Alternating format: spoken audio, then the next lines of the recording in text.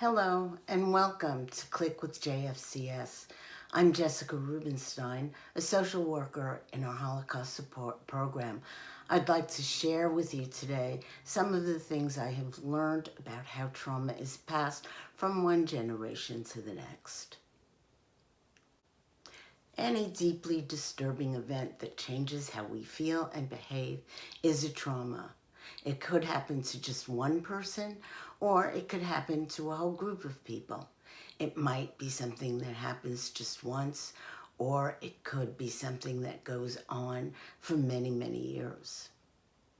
Right now, we're all terribly aware of the systemic racism that affects all our communities and traumatizes people of color every day.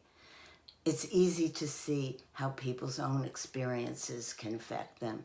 It's less obvious, but just as important to realize how the experiences of their parents and their grandparents and 400 years of accumulated history also affects how people behave today.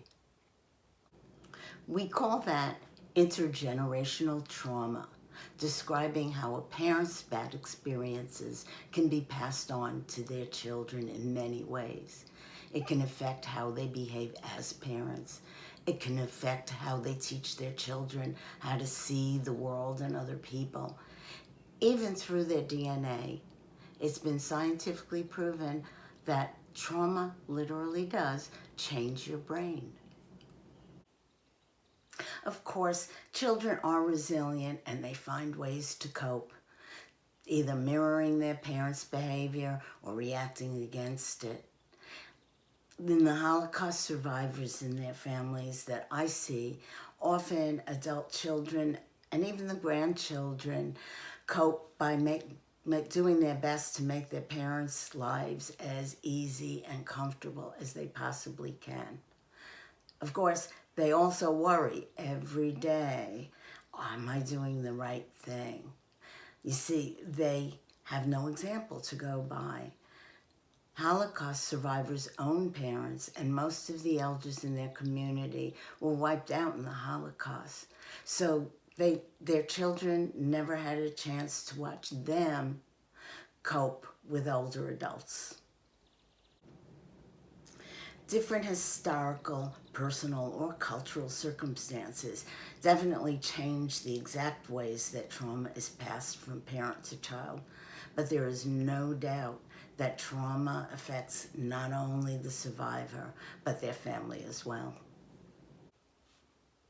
This can be useful to know if you run into someone whose behavior you really can't explain, like if they get angry for no apparent reason or won't accept the help that they very obviously need. They may not be reacting to what's happening right now. They may be reacting to what happened to their parents or their grandparents or even people long before that. It's certainly something to think about. Thank you for watching, and I hope this overview of intergenerational trauma is helpful to you.